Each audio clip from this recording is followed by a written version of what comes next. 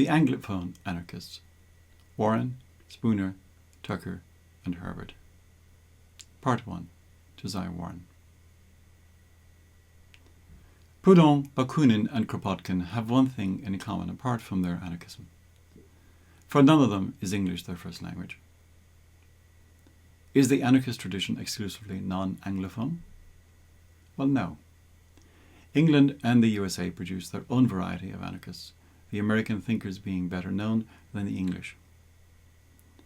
Benjamin Tucker is by far the most prominent of the Anglophone anarchists, although he was by no means the only one, nor was he the first. In fact, the elements of his anarchism were bequeathed to him by the much older and possibly first American anarchist, Josiah Warren, and Tucker's work was, to a great extent, a systematic development of Warren's ideas. Tucker expressly dedicates his "Instead of a Book" to the memory of my old friend and master Josiah Warren, whose teachings were my first source of light. Given this acknowledgement, it is surprising to find that Crispin Sartre warns us sternly that it is one of the greatest errors in superficial readings of Warren to connect him to the later thought of Benjamin Tucker, Ayn Rand, and Murray Rothbard, even though the term individualist is used to describe them all. It is certainly true that the thought of these four individuals is not identical in all respects, but why that should be an obstacle to connecting them in some way or other is not immediately clear to me.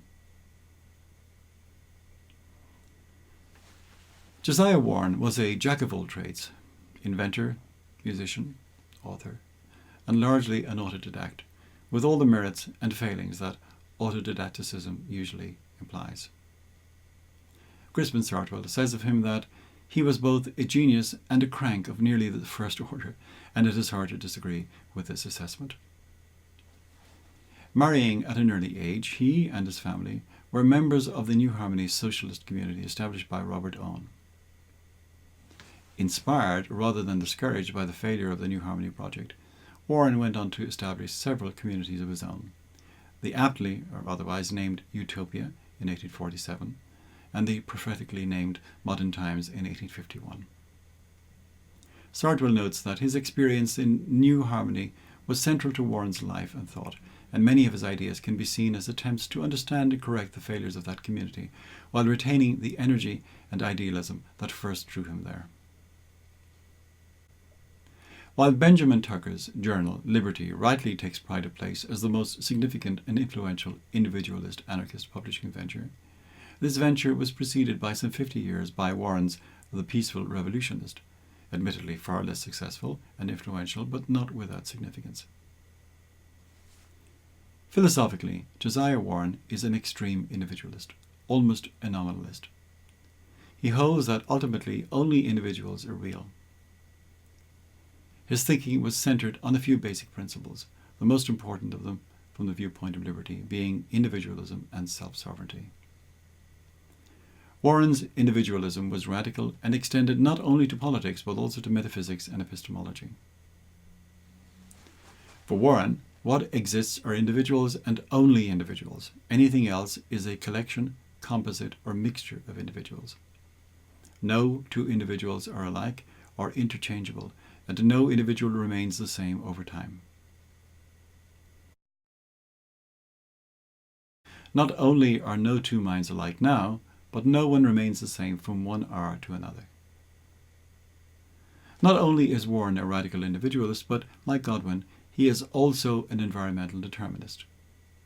In a manner that anticipates certain aspects of Marxist thought, Warren believes that what we are is a dynamic intersection of environmental influences.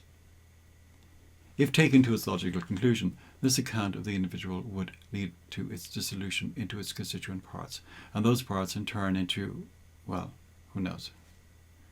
The position is hardly coherent. Warren's individualism affects not only his understanding of the nature of reality, but also his understanding of language. Language, and our knowledge is inextricably connected with language, makes use of concepts, and concepts are ineluctably general. That being so, language inevitably distorts the reality it is supposed to describe and represent. Applying all this to politics, Warren sees its basic problem as the perpetual attempt to subordinate the individual to the group. Politics necessarily de-individualizes its subjects, treating them en masse or in classes. Every piece of writing, constitutions included, however it may be produced, can be understood only by individuals and by each individual only in his own way. Words are the principal means of our intellectual intercourse, and they form the basis of all our institutions. But here again, this subtle individuality sets at naught the profoundest thoughts and the most careful phraseology. There is no certainty of any written laws, or rules, or institutions, or verbal precepts being understood in the same manner by any number of persons. It follows from this that the idea that a constitution can regulate and order a society is chimerical. A creed, a constitution, laws, articles of association are all liable to as many different interpretations as there are parties to it. Each reads it through his own mental spectacles, and that which is blue to one is yellow to another, and green to a third. Although all give their assent to the words, each one gives assent to his peculiar interpretation of them, which is only known to himself, so that the difference between them can be made to appear only in action, which, as soon as it commences, explodes the discordant elements in every direction, always disappointing the expectation of all who had calculated on uniformity or conformity. Sartwell comments, "To freeze a dynamic social order into a document is mere folly. You simply launch into the interminable and in principle insoluble process of interpretation." The apparent social stability provided by law is an illusion.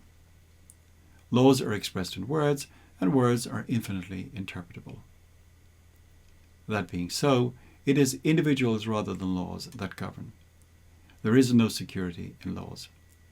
We must seek it elsewhere.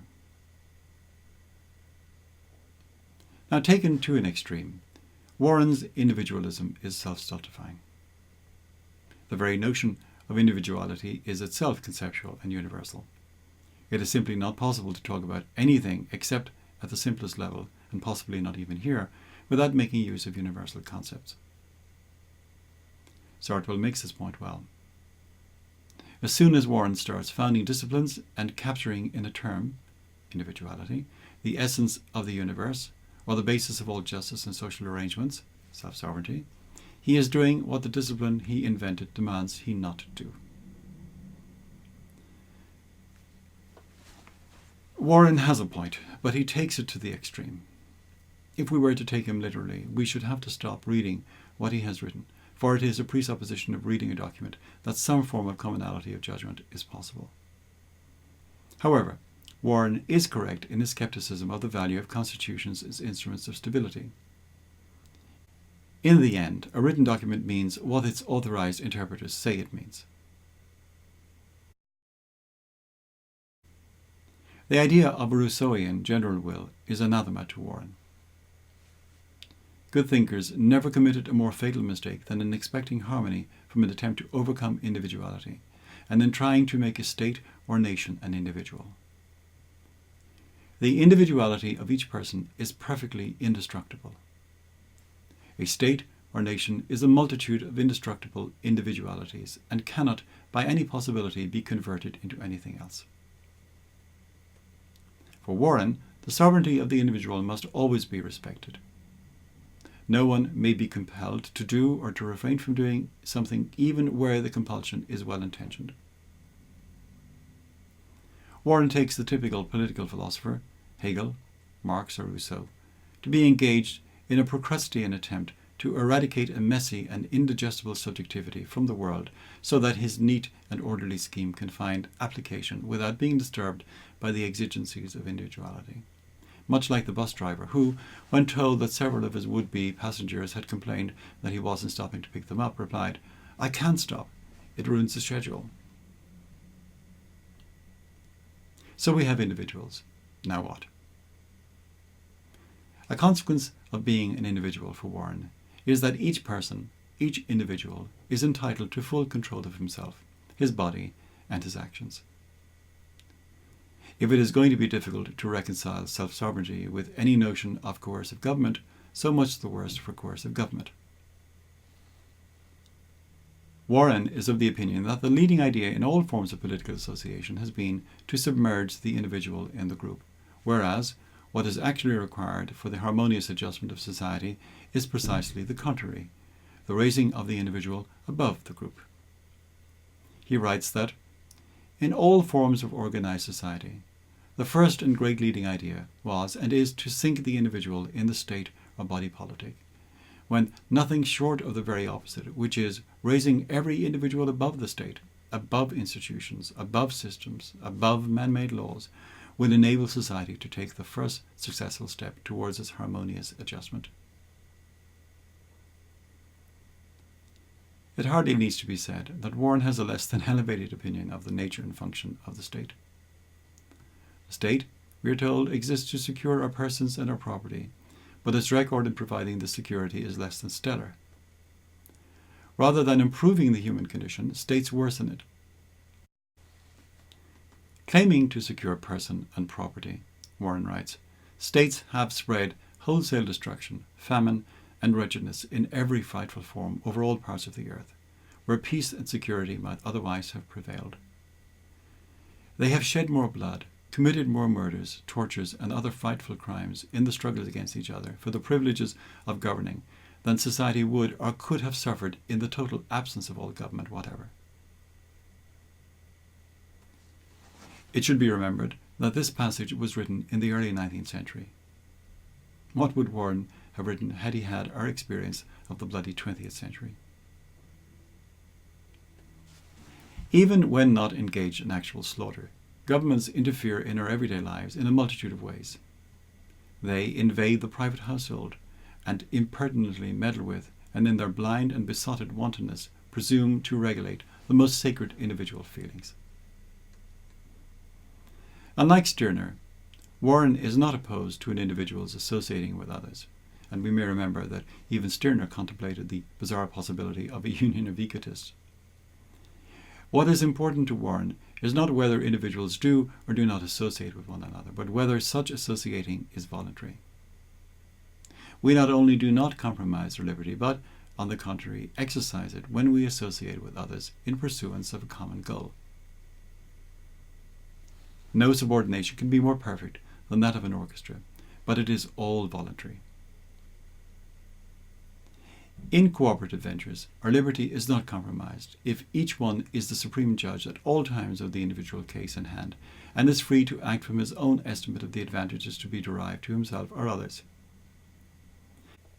But if the decision or will of others is made the rule of action, contrary to his views or inclination, then a person's legitimate liberty is violated. At one point, Warren comes close to enunciating the principle of non-aggression. He is considering whether there can be any proper function for government, and he writes, "The whole proper business of government is restraining offensive encroachments or unnecessary violence to persons and property, or enforcing compensation. But if, in the exercise of this power, we commit any unnecessary violence to any person whatsoever, or to any property, we ourselves have become the aggressors, and should be resisted." A latter-day libertarian anarchist would find little to disagree with in this, except to recognize the right to resist or restrain aggression as a right that belongs to all and not simply to some designated body. If an act is aggressive, then it may rightfully be resisted. But when is an act aggressive? Sometimes we have no difficulty in telling whether it is or isn't. However, on other occasions we simply aren't sure. The same problem can arise in respect of trespass against property. What constitutes a trespass is sometimes clear, sometimes not. Clear and distinct property titles is perhaps the best way to avoid unnecessary disputes, but sometimes, even with well-drawn boundaries, disputes can neither be avoided nor easily resolved. On economic matters, Warren accepted the economic orthodoxies of his day, among them the labour theory of value. This led him, as it did Marx, into an intellectual morass when it came to dealing with money, interest, credit, and exchange, a morass from which he was unable to extricate himself. Given that all his significant writing was done long before the theory of marginal utility was clearly formulated, Warren's economic perplexities are both understandable and excusable. The same cannot be made for the economic theories of Benjamin Tucker.